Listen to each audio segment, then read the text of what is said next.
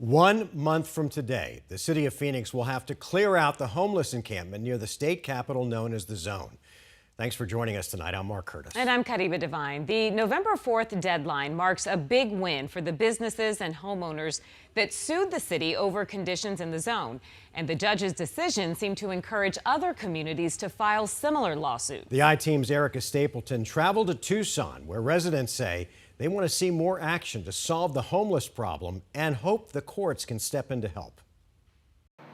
A dangerous work environment. We've been going through hell. Not exactly what you'd expect for a sub shop. It's scary down here. But for Joe Falacci, owner of Old Station Sub Shop in downtown Phoenix, There's still a lot of people around here. I'm still going through a lot. There's still a lot of garbage. There's still pooping and peeing on my property. he started noticing more tents in the neighborhood at the end of 2019. And as COVID hit, more and more people set up in what's now called the Zone. The encampment eventually grew to more than 1,000 people living on the streets in this neighborhood, just a few blocks from the state capitol. More drugs, violent crime, and waste all coming with it. Joe's sub shop, sandwiched in the middle. My opinion, I just think the city kept on pushing the envelope, pushing the envelope, pushing the envelope. In 2022, after years of asking the city to help, he and more than a dozen other neighbors sued Phoenix for not doing enough to keep conditions clean and safe. 15 months later, in September 2023, they won.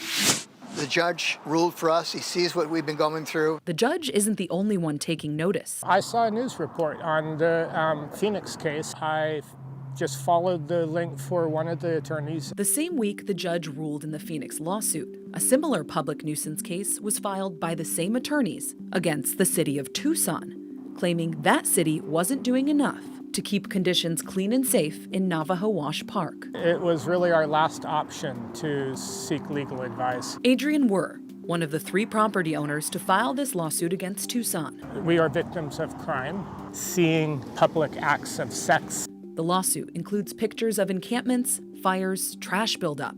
That's typical. Even a trash can took a hit. It's got some burn marks on it from when people set it on fire. Adrian leads regular neighborhood cleanup efforts. It's discouraging. I has cleaned up a camp with 3 men just for a weekend, and there were over 100 syringes in it.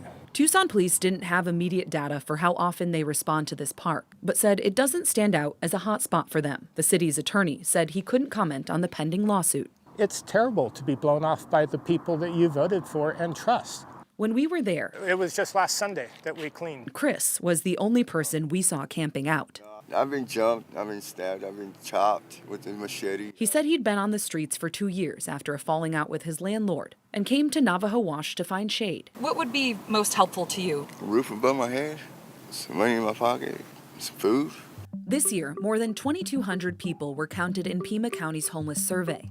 The majority staying on the streets, not in shelters, despite hundreds of open shelter beds countywide. The city just washes its hands of it and says, okay, we can't force you into anywhere. That's not true and it's not fair. Elon Werman is one of the attorneys behind the lawsuits in Phoenix and Tucson, a potential precedent. People have reached out to us from multiple other cities. We absolutely hope that other cities use our lawsuit as a model. The city of Tucson wouldn't do an interview with us about how they're addressing homelessness, but pointed to their website on reporting encampments. A city spokesperson did not answer our follow-up questions about Navajo Wash Park. Too many of us out here.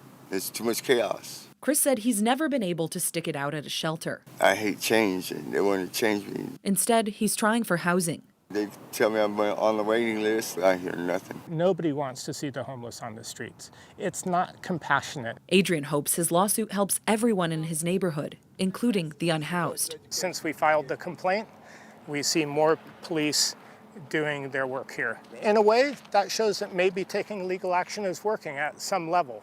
But even a legal win doesn't necessarily mean the end of a battle. Do you have any faith in the city at this point? I don't know. Back in Phoenix, It's tough for the city, I presume. You know what I mean? But all our neighbors were all done. the zone's population, according to a count done weekly by the Human Services Campus, has actually gone down over the past few weeks. The latest tally, fewer than 500 people living on the streets, half of what it once was. What's left down there is actually worse than it's ever been. The city's been open about efforts to clean up the zone, with scheduled deep cleanings, closing some blocks for camping. In court, the city promised to have the zone cleared out by April 2024, but the judge wrote he felt the city wouldn't take action without a court order and said the city had to clear the tents by November 4th. The city plans to appeal that decision. It just seems like the tents and everything is just like going right into the ground. It's just dirty and filthy, and it's very, very sad. Joe's wife no longer comes into the shop. She couldn't handle it anymore. Defeated each day by what they continue seeing out the window. It's not over yet. Erica, it's such a difficult situation. As a human, you have to have compassion for these homeless people who are, so downtrodden. But at the same time, you understand what these business owners are going through. So how does the city go about accomplishing this tall task in just 30 days?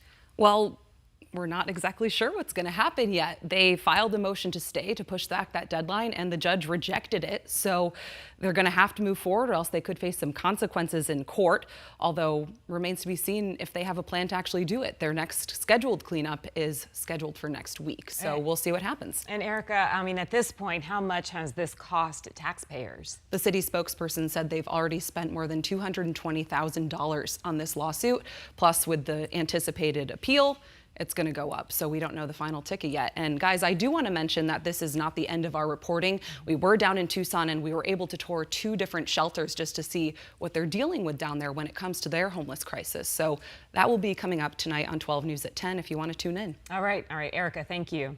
And if you want to know more about this story, just text the word homeless to 602-444-1212 and we'll get you more information.